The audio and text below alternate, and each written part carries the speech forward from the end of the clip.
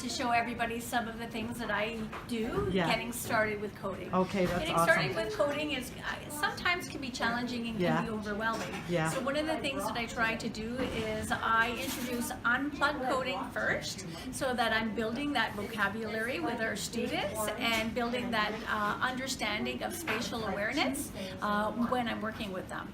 And the more we do activities around the vocabulary, around that spatial awareness, the more they get engaged within the activity and they understand it a little bit better, and then I can take that information and scaffold it into an actual robot or actual visual block code where they can actually program using an iPad. So, and it sounds like a lot of fun, right? It is like a lot of fun for them. They don't even know what they're learning. They don't know what they're learning, and the wonderful thing about that is even though I'm focusing a little bit on coding, I'm integrating literacy and I'm integrating math at the same time, and a lot of times it's involving our inquiries and we're tying it in different ways. So it's very transdisciplinary rather than just focusing on coding. Sounds awesome. So one of the first things that I do is I talk to them about the positional language that we are going to be introducing and using with our students. Go is one of the ones that we use. We talk about moving forward. We talk about moving backward. We talk about right turns, and we talk about left turns as well as stop.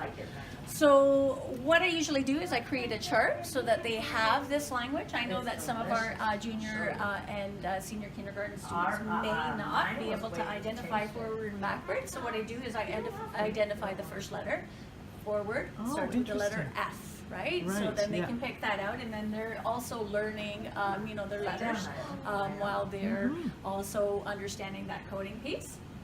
And then again, I focus on the first letter for backward, first letter for right turn, and left turn. Another thing that I do is I actually create my own cards for the students so that they know that forward has a little arrow and the word is labeled right underneath, so they can pick out the word or pick out the first letter, which is what I encourage for them. I've also encouraged them to use the color coding of the cards to help them understand turns, because the spatial awareness piece is very challenging for kids who are just starting out with coding.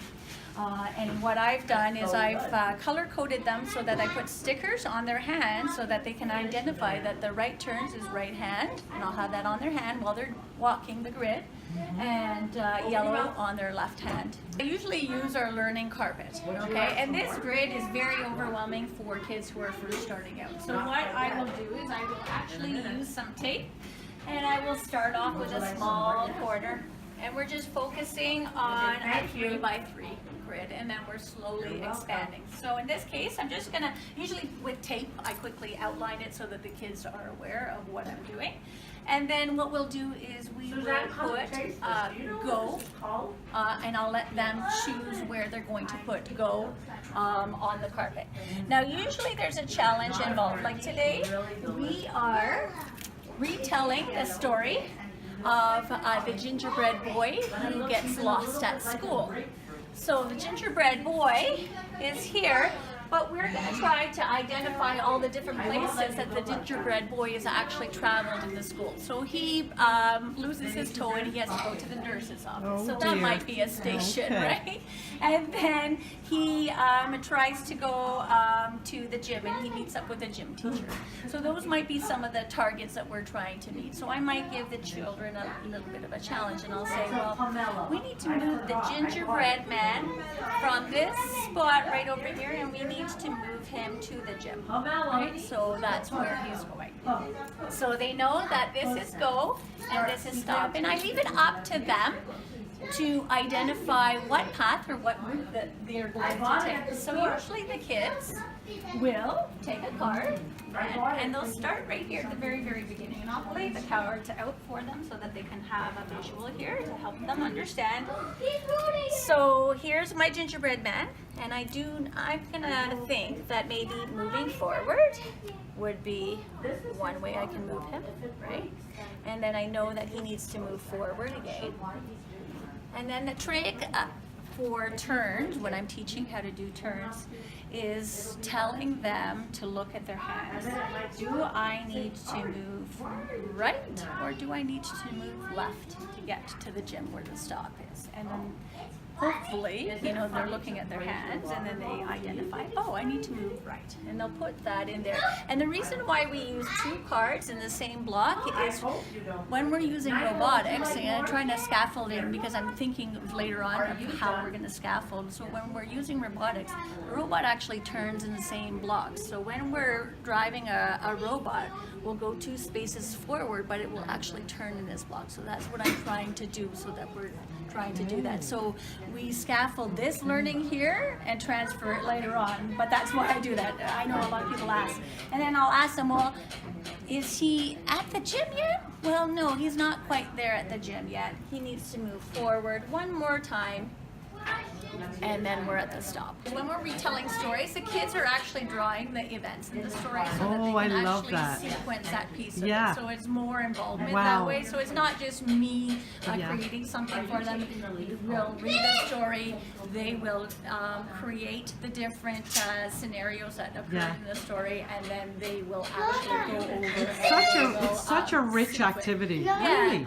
we can do it Love it. there's so many different ways that you can do it. And Yeah, the way you've set absolutely. it up now, it's really non-threatening. I could see No. actually starting this. It's very small again, Yeah, and then start as small. we move on, we'll Yeah. move bigger and bigger, and then Yeah. eventually the kids are using the And just entire what a great carpet. little activity that is. it Somebody was could fun. start that tomorrow, right? Just get the Absolutely. things There's ready so to many go. stories that you can Okay. do a retell with.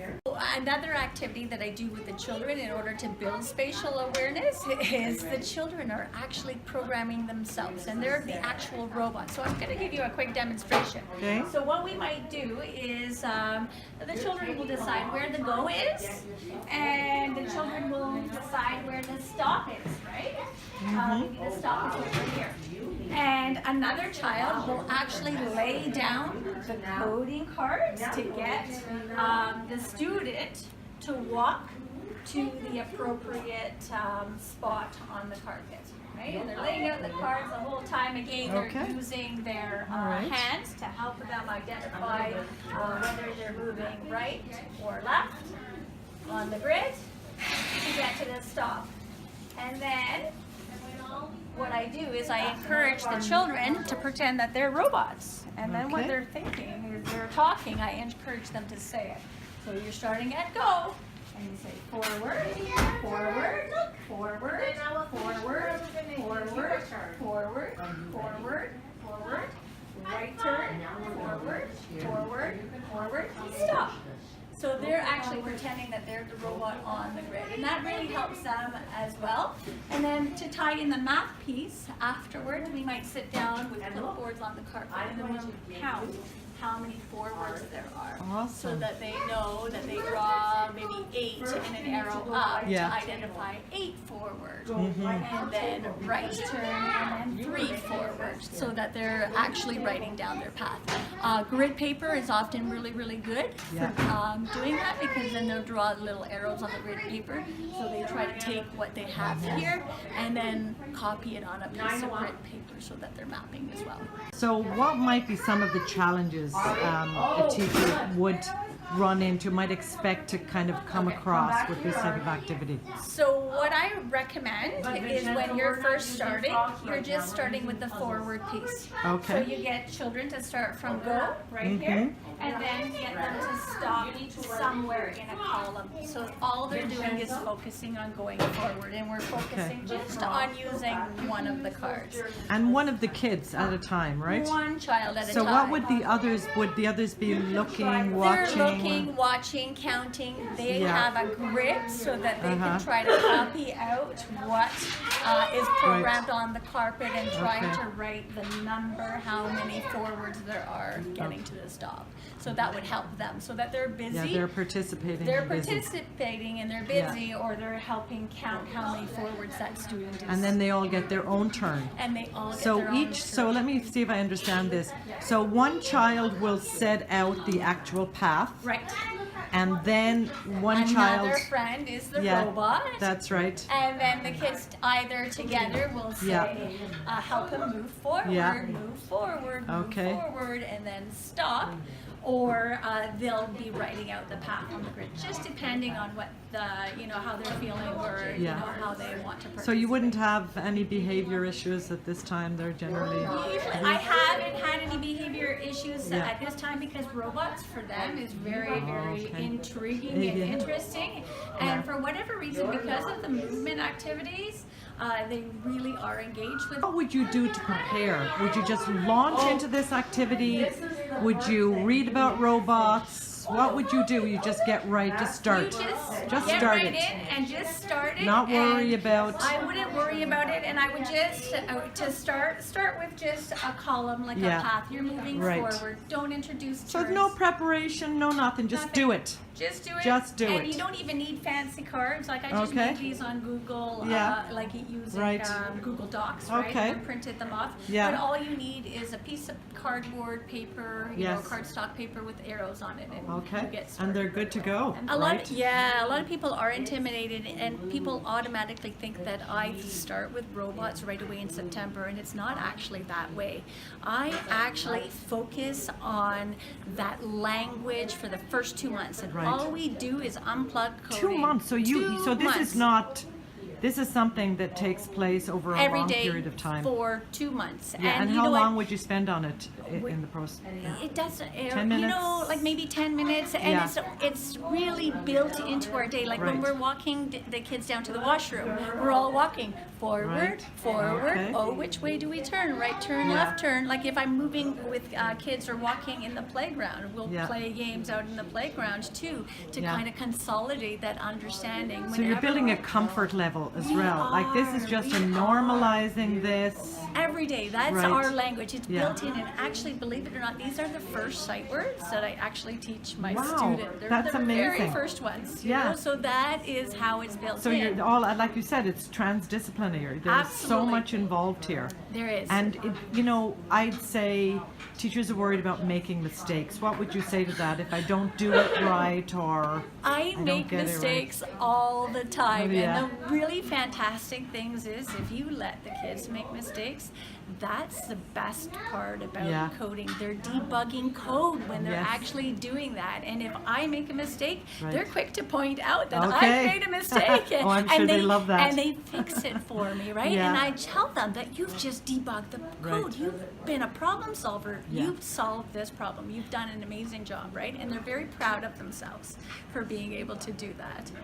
In terms of expanding what you've done here with finding the gingerbread boy in the gym, what might be the next steps for them? What would they do to kind of build up the repertoire? So what I do is I look for a lot of great books that you send out in Yeah.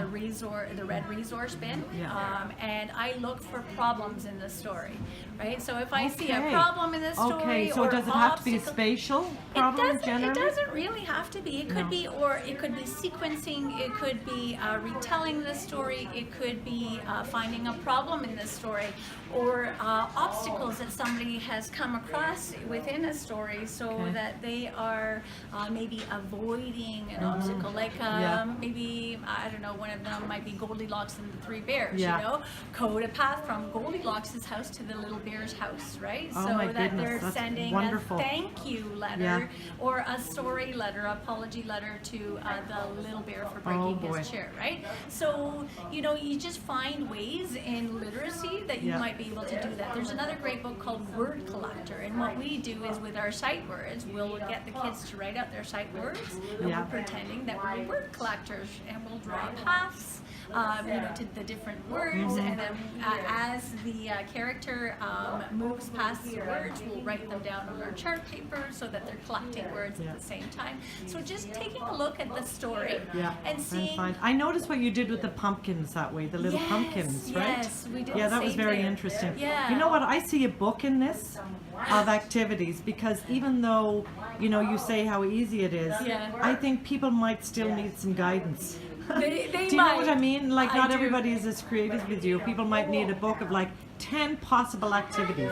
I am working on it, Okay. Doris. I am actually All right. working on putting something like that Yeah, together. that's a great idea. You know, and just looking again at Just enough of different examples yeah. so that sort of an example for different kinds of problems within a book, and then using those to help them do that. Absolutely, you know, so you're looking at ways where you can integrate that literacy piece Yes. and getting children to become problem solvers, and even getting them to think about what is the shortest path Yes. to a certain place, or what Yeah. is maybe obstacles within a story Right. that you want to avoid. You Yeah. know, maybe there's a big problem that you want to avoid. Oh, the Okay. penguins couldn't go down this hill. Maybe there's a smaller hill that Right. the penguins can go down. So Yeah. traveling on the grid and going Oh my around goodness. It obstacles. sounds to me like such a fun activity to It do. is. It's so much And I mean, fun. you've got phys ed in there, you've got, you know, Yes. they're moving, all the Yes. things that you want them to be doing. Yes. That Yes. is awesome.